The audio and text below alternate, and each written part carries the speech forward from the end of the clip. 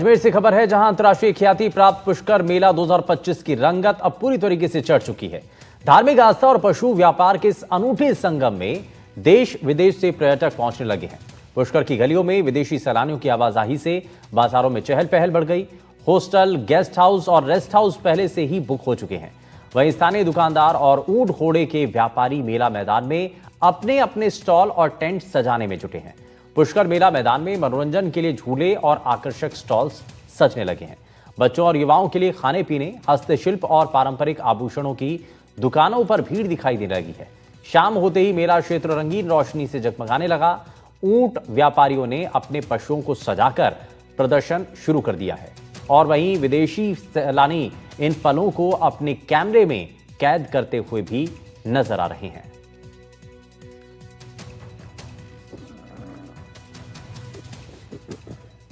बड़ी संख्या में विदेशी सैलानी भी पुष्कर पहुंच रहे हैं। होटल, गेस्ट हाउस और रेस्टोरेंट की भी जो बुकिंग है वो फुल हो चुकी है। आप तस्वीरों में देख रहे हैं जो दूर दराज से जो सैलानी आए हुए हैं, कोई ऊंट गाड़ी पर घूमता हुआ यहाँ पर नज़र आ रहा है और कई तरीके के यहाँ पर मनमोहक नज़ारे आते हैं। कितने मेला शुरुआत हो गया है, क्या लग रहा है इस बार? अभी तो ये नॉर्मल है। अभी दिवाली के बाद में 1-2 दिन बाद में फुल मेला हो जाता है चालू। कितने राउंड लगा लेते हो, कितने रुपए? 2-3 चक्कर लग जाता है। क्या क्या खास होता है मेले में? ये पुष्कर के अंदर जो डेजर्ट है वो घुमा के लेके आते हैं। हाँ।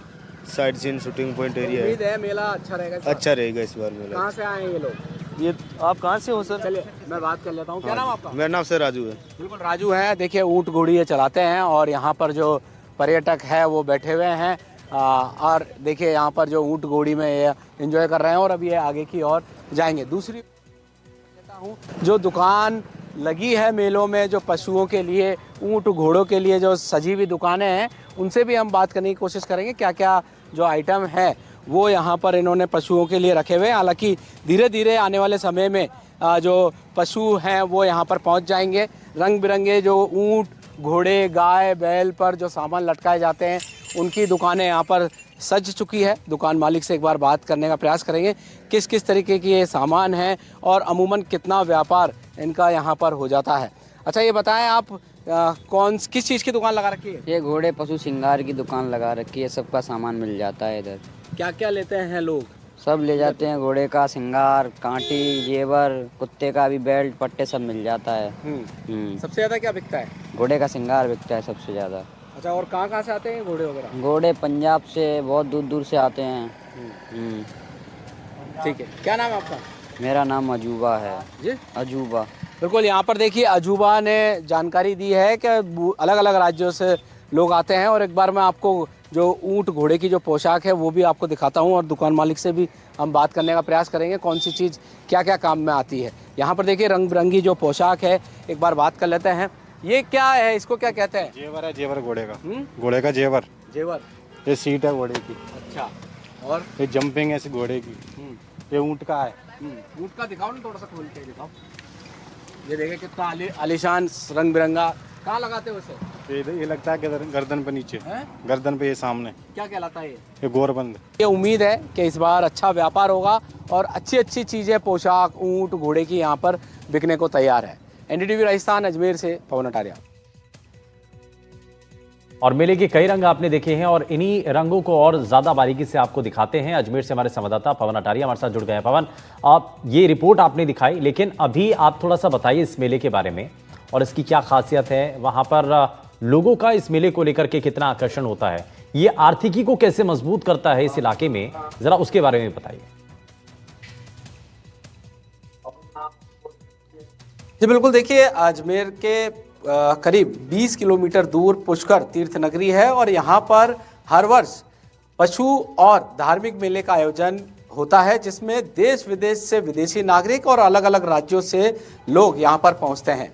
पुष्कर मेले की विधिवत शुरुआत, औपचारिक शुरुआत कल यानी कि कल से हो जाएगी और जो विधिवत शुरुआत है वो 30 तारीख से होगी और आगामी 7 नवंबर तक ये मेला चलेगा।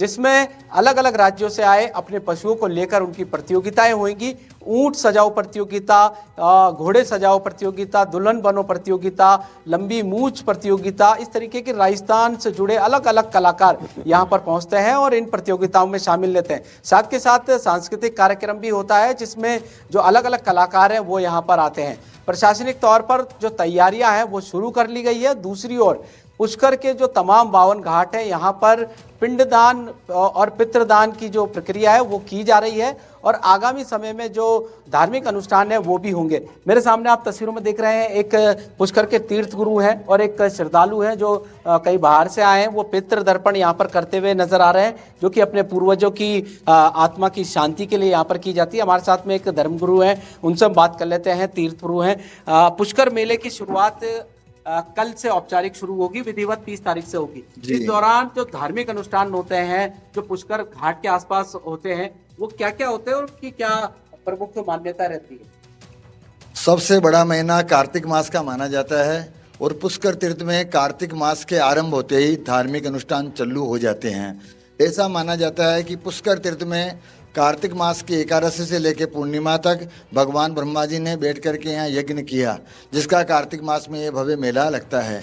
ये धार्मिक महीना पूरे महीने इसी प्रकार धार्मिक कार्यक्रम चलते रहते हैं और कई लोग यहाँ तर्पण करते हैं, हवन करते हैं, मार्जन करते हैं, पूर्वजों के पिंडदान करते हैं, देव ऋषि पितृ यमारी तर्पण कर्म करते हैं। कुंडली में विविध प्रकार के जो विषम योग होते हैं उनके निवारण के लिए भी यहाँ कर्म किए जाते हैं और उन कुंडली की जो तकलीफें होती है वो छूटती है और व्यक्ति स्वच्छ होकर के जो है सकारात्मक ऊर्जा लेकर के यहाँ से प्रस्थान करते हैं। आस्था का सैलाब जो है 30 तारीख से आरंभ यहाँ हो जाएगा। लाखों की तादाद में पुष्कर तीर्थ में यात्रीगण स्नान करेंगे। स्त्रियाँ लोग यहाँ जो है स्नान करके अपने पति की दीर्घायु की कामना करेगी एवं 52 घाट के जो है परिक्रमा होती है वो परिक्रमा करेंगे। कई लोग गायों को चारा डालेंगे, कई लोग पूर्वजों का तर्पण करेंगे, कई लोग यह हवन अनुष्ठान करके लाभ लेंगे। तो गया गंगा कुरुक्षेत्रे प्रभासे पुष्कराणि च एतानि पंचतीर्थानि मोक्ष काले भवन्ति का। जिस प्रकार गया जी है, जिस प्रकार गंगा जी है, जिस प्रकार कुरुक्षेत्र जी है, जिस प्रकार प्रभास जी है, उसी प्रकार पुष्कर तीर्थ सब तीर्थों के गुरु महाराज हैं। गुरुर् ब्रह्मा गुरुर्विष्णु गुरुर्देवो महेश्वरा गुरुर् साक्षात परब्रह्म तस्मै श्री गुरुवे नमः। तो गुरु को नमन करने के लिए हजारों करोड़ों किलोमीटर से यहाँ लोग आते हैं। देश विदेश से यहाँ लोग आकर के अपना नित्य कर्म और अपना धर्म कर्म पूरा करते हैं। अच्छा महाराज, ये बताएं जो पुष्कर का जो धार्मिक मेला है इसकी जो मुख्य आरती है वो कब होगी और कैसा माहौल होता है? यहाँ मुख्य 4-5 घाट मुख्य हैं, जिसमें प्रधान वरा घाट है, मुख्य गौ घाट है, प्रधान जो है ब्रह्म घाट है, बद्री घाट है। 4-5 घाटों में मुख्य आरती यहाँ होती है, जिस समय यहाँ बहुत बड़ी महाआरती होती है और लाखों की तादाद में, हजारों की तादाद में पब्लिक खड़े होकर आरती का लाभ लेते हैं। दिलीप शास्त्री, प्रधान वराघाट। ठीक है पवन, और ये दिलीप महत्वता है इस दिलीप मेले शास्त्री की। हैं प्रधान। हाँ बिल्कुल, और ये बहुत महत्वपूर्ण ये पूरा मेला रहता है और इसमें क्योंकि न सिर्फ धार्मिक पहलू बल्कि जो पशु मेला होता है उसकी भी अपनी एक खासियत है। बहुत शुक्रिया पवन, इस पर आप जुड़े हमारे साथ, आपने जानकारी पहुंचाई।